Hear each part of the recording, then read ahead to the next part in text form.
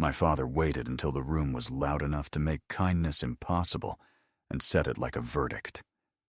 "You're embarrassing the family name, Charlie." I was still in my shop shirt, the sleeves shiny where grease never fully washes out, half moons of black under my nails. 29 years old, scolded like 12. Beside him, my brother Preston adjusted his Stanford tie with the unconscious flourish of someone who'd been practicing success since homeroom. The crowd turned to look at me the way people look at a dent in a new car, briefly, politely, already deciding it'll buff out. I'm Charlie Reynolds, 29. I fix cars. My family runs Reynolds Automotive 12 dealerships across Alabama, Mississippi, and Georgia, parts warehouses, body shops, finance arms, the whole machine humming. Folks in Birmingham call it an empire if they're feeling generous or need a favor. I've spent 8 years in service bays and back lots, crawling under frames on winter concrete, reading data logs until midnight, learning the sound a failing inverter makes before it dies. In this house, that adds up to works with his hands. Preston's resume adds up to the future.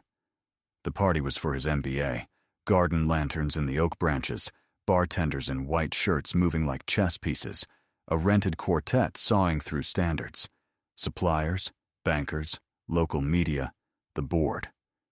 Dad raised his whiskey and delivered a speech smooth as a dealership radio spot. "Charles has always been better with his hands," he said, gesturing toward the corner where I had posted up with a beer. Polite laughter. "Preston understands the business, strategy, vision."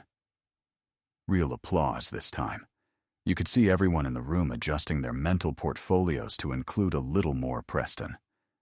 I stayed by the kitchen door and watched the best version of my brother circulate. He is good in a room eye contact that says you matter, handshakes that land exactly right, a grammar of confidence. He deploys words like platform and scale, and people nod because they came to the party to nod. I've never begrudged him the suit. I just wish someone else in this family would admit the suit can't drive a torque wrench. 3 years ago, I started spending my nights and weekends in a rented garage, working on an idea nobody at Reynolds wanted to hear. Not a conversion kit, not a boutique hot rod. A ground-up electric platform that solved 3 linked problems: charging access without rebuilding the power grid, battery packs that gave you 30% more practical range in mixed climate, and a motor configuration you could manufacture on existing lines with minimal retooling. I filed the patents under my own name, paid the lawyers from my savings, built a mule car out of a flood title sedan, and watched numbers come back that made my heart do the thing you only get once or twice in a career. 6 months ago, I finally brought Dad a binder, watching his eyes the way a dog watches a door. He flipped 2 pages, found something that offended his concept of reality, and closed it. "Fad," he said. "Our customers buy power they can feel." Preston was gentler. "Infrastructure will take a decade. Wrong region." They thought I wanted to turn Reynolds into a lab. I was trying to turn Reynolds into the company that installs the lab at scale. So I kept filing, kept testing, kept my mouth shut. Near the fireplace, a tall man in a suit was speaking to Preston in that low, conspiratorial volume that converts strangers into allies. He glanced across the room at me, brief, clinical, interested. The look didn't feel like judgment. It felt like a technician checking a serial number. It tightened something in my chest. You learn to notice eyes when you've spent enough time being introduced as the son who didn't finish college. I finished my beer and aimed for the kitchen. The tall man intersected me at the hall like he'd diagrammed it. "Charlie Reynolds?" The handshake was decisive, the smile practiced, but not oily. "James Mitchell." A linen envelope appeared from his inner pocket. "Been hoping to meet you." "I don't think. We read your filings," he said. "Dovewind Automotive Technologies." The name landed like a coin in a jar that had been empty too long. Impressive work, he added, especially the charger retrofit and pack geometry. My pulse did a stutter that felt like relief when fear glued together. They weren't vanity patents. Somebody outside my bloodline had run the math. "What is this?" I asked, weighing the envelope. The stationery was too nice for a prank. "Your offer," James said. "Chief Technology Officer. Full budget. Equity that will make you dislike waiting at red lights because you'll do it in cars you own too many of." He let me smile. "We're opening manufacturing in Birmingham." "Birmingham," I said, because sometimes you repeat the thing that changes your life to check it's real. "We prefer to disrupt close enough for people to hear it," he said, "and we intend to be your family's biggest problem within 2 years." He left the envelope in my hand and drifted back into the crowd. The quartet slid into a song from a movie about a different kind of party. Dad toasted Preston again. The board nodded like metronomes. I stood beside the hallway table under the framed photo of my grandfather in front of his first lot, and understood that I was holding the only vote I'd ever get in this particular election. I called James at 10 the next morning, from the apartment I keep over the shop. He picked a table at Highlands Bar Grill. Over bread I couldn't finish, he laid out Dovewind. Venture money with a long view. A founder who hated hype. A factory footprint already optioned. 3 hires out of Ford's EV group, 2 from GM. An operations lead who'd stood up plants on 3 continents. The financial model assumed a slow start. The appetite assumed domination. "Your charging retrofit is a wedge," he said. "It lets us light up corridors without waiting for a miracle grant. Your motor layout uses tooling we can buy at auction instead of inventing at retail. Your pack geometry lives in a thermal window that makes sense south of the Mason-Dixon. Add it up, and you can sell an electric sedan in Tuscaloosa to a person who has never tweeted about polar bears." "And you want me to, declare war on Reynolds?" "I want you to build the thing you already built," he said, "with people who will actually install it. Whether that makes your family angry is a side effect, not a strategy." I took one day to offer Dad a bridge he could cross without losing face. In his office, the wood, the brass, the framed newspaper clippings that smelled like 5-year plans, I said, "If we seeded a charging spine Birmingham to Atlanta, piggybacked on existing retail footprints, bundled the financing with fleet turnover. Son," he said, "the kind of patience that sandpapers a soul. We have a business to run. Our customers want reliability." "They want what works," I said, "and this will work. Preston handles strategy now." I tried once more. "What happens when the thing you call a fad becomes the thing that eats your lunch?" He stood. Conversation over. "I'm glad you're enthusiastic," he said, "but business takes education and vision. Preston has both." I went home. Preston showed up in my garage that night in his gym clothes, the look of a man who thinks he's about to prevent a small fire. "Dad says you're nervous about EVs." "I'm not nervous," I said. "I'm awake." "This region's 10 years out," he said, leaning on the bench where I keep my micrometers. "I've seen the adoption curves. I've seen the voltage curves," I said. "Different graphs, different truths."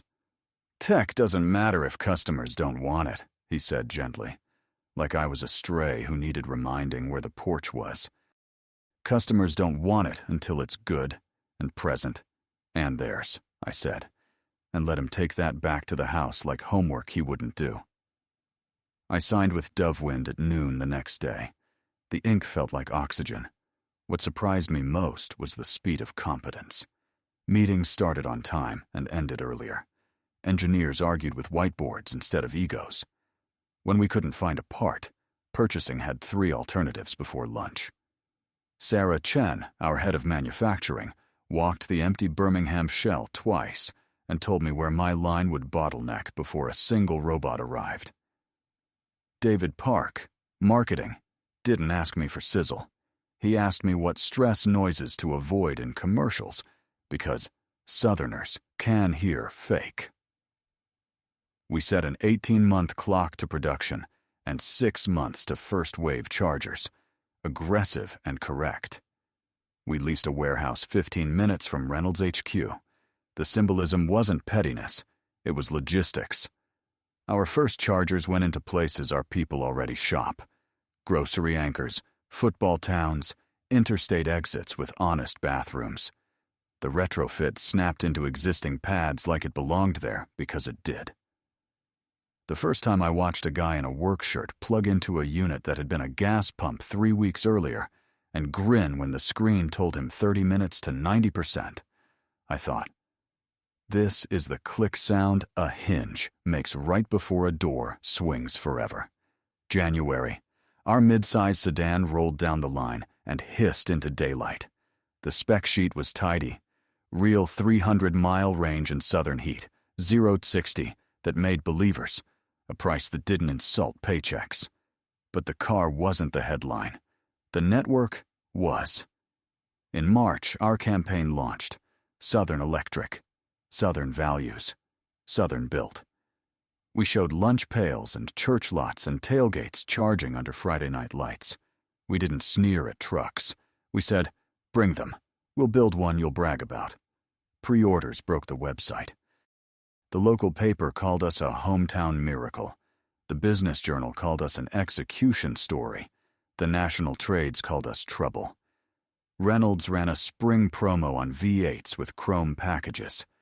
In April, rumor caught my last name and wouldn't let go. My cousin Tyler texted, then called. Is Dovewind? You? I told him I was working where I could do the work.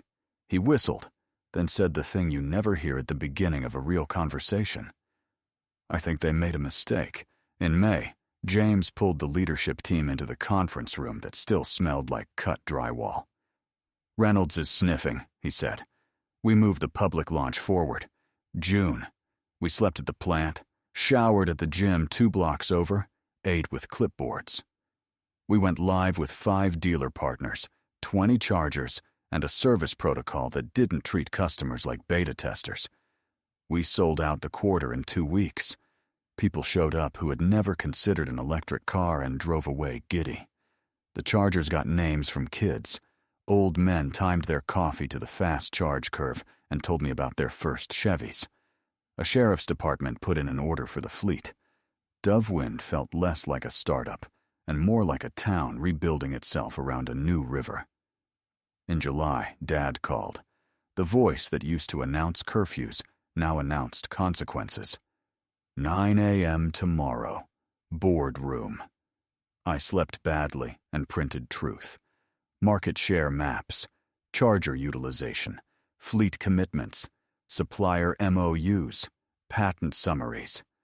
I walked into the room where I once took prom photos and set the folder on a table that had hosted too many decisions about me without me. We know you're Dovewind's CTO, Preston said, opening with the headline you deliver when you need to sound in control. I am, I said. You've used knowledge gained here to attack your own family, Dad said. The word family yanked like a rope. I use technology you refuse to evaluate, I said, sliding the first graph across the wood. Here's our first month share, 12% regionally. Here's the projection through Q4, 25. Here are 67 live chargers as of yesterday, 89 under construction.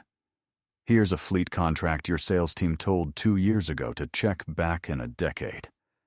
They checked back with us. It isn't possible, Dad said, but the way he held the paper told me he knew it was. It's happening, I said. The future you insisted didn't fit in Birmingham didn't ask your permission. You betrayed us, he repeated, because his script had fewer pages than mine. You called me an embarrassment in a room full of men I now buy steel from, I said, not to hurt him, but because the sentence belonged on the record. You gave the keys to a strategy that never left the driveway. I built a car, and the road it drives on. We can adapt, Preston said quickly. Add EVs, partner with suppliers, catch up. I slid the patent binder into the light. This is proprietary to Dovewind for long enough that any copy you attempt will be a compromise customers can hear. You can buy someone else's worse version and tell yourself it's fine. Or you can license from us at a rate that acknowledges the lecture you gave me about vision. A director asked how long I'd been planning this. Since the night you toasted my surname and pronounced me small, I said. I gathered my sheets. This isn't revenge. It's what happens when you mistake posture for plan. 6 months later, the scoreboard stopped being polite. Reynolds bled 30% share across the region as competitors, US first. Then the imitators ate the segments that used to be safe. Their stock sagged 40%. Investors demanded leadership who could pronounce kilowatt without blinking. Dad stepped down. The board hired a CEO who'd launched an EV line in a state my father called a fad. Preston stayed, but the verbs quietly disappeared from his job description. He began using words like pragmatic about technologies he had once called inevitable later. Dovewind rang the bell 18 months after launch. The valuation crossed $500 million. My equity turned into a number I didn't say out loud. I bought a place in Mountain Brook with a detached garage long enough for a lift and a quiet room where the walls don't remember voices. Sometimes I drove the long way home past the Reynolds headquarters and looked at the flag snapping over the lot. It meant something to me once, security. A path, a story with my name in it. Now it was a caution sign about assuming tomorrow looks like yesterday, plus a comma. The press wrote us as a parable. The grease-stained son who rewired the South. From family disappointment to market architect. Reporters liked the idea that the future can sneak up wearing work boots. I said yes when they asked for photos with chargers in small towns, because those photos meant the product worked where we said it would. Mom called on Sundays and left kind, wobbly voicemails. I called back most weeks. We learned to talk about weather and her garden and my grandfather's stories. She never apologized for the party. I never asked her to. Dad and I traded 2 stiff lunches that ended early. He looked smaller without the company behind him. I didn't gloat. It had never been about humiliating him. It had been about refusing to be erased. At Dovewind, we kept going. The second model a compact with a trunk that swallows real-life hit in year 2.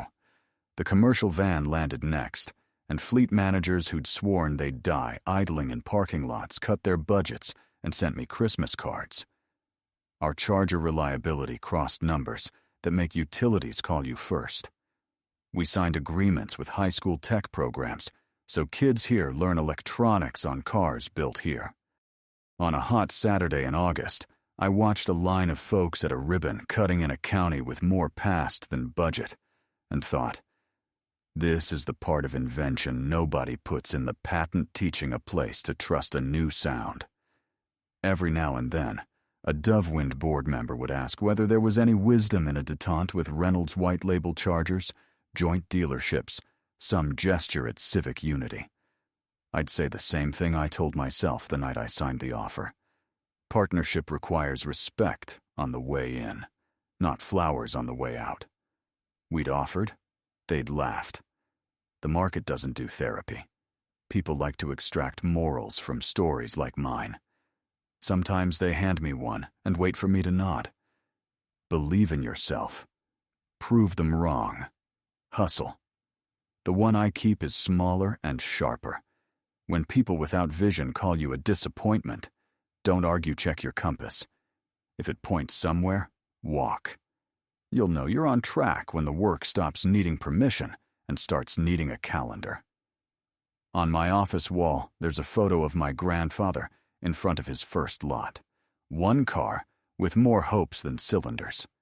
There's another of me the night our first sedan rolled off the line, hands clean because the plant was spotless, eyes tired in a way pride can't fix. Between them is a typed note I taped up on purpose. The door you think protects you might just be the thing keeping the wind out of your sails. The night my father told a room I was an embarrassment, he didn't slam a door in my face. He opened one. I stepped through and found a factory full of light. Reynolds survived, in case you're looking for blood. New leadership, a late pivot. They sell a licensed electric now that runs fine in cities, where summer isn't a long sentence. They'll make it. Smaller, chastened, useful. Preston waves when we cross paths at industry events, and sometimes we even trade notes like brothers instead of rivals. Dad doesn't come to conferences. He fishes. I hope the water's kind. I still pull shifts in our lab.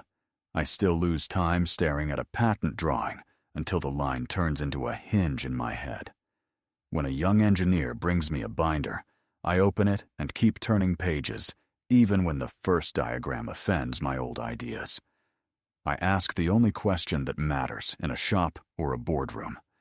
Does it move the real world?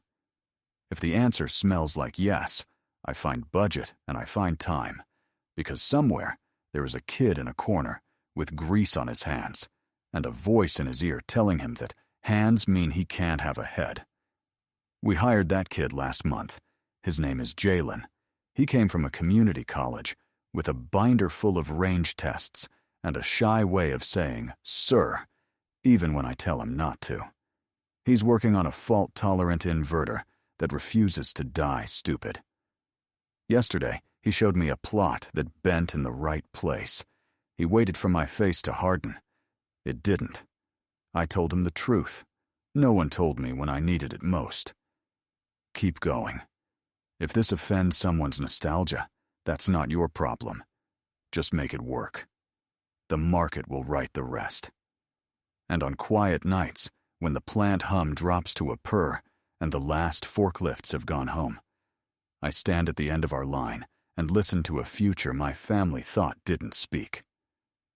Our language roll out under its own power, silent, certain, and miles beyond permission.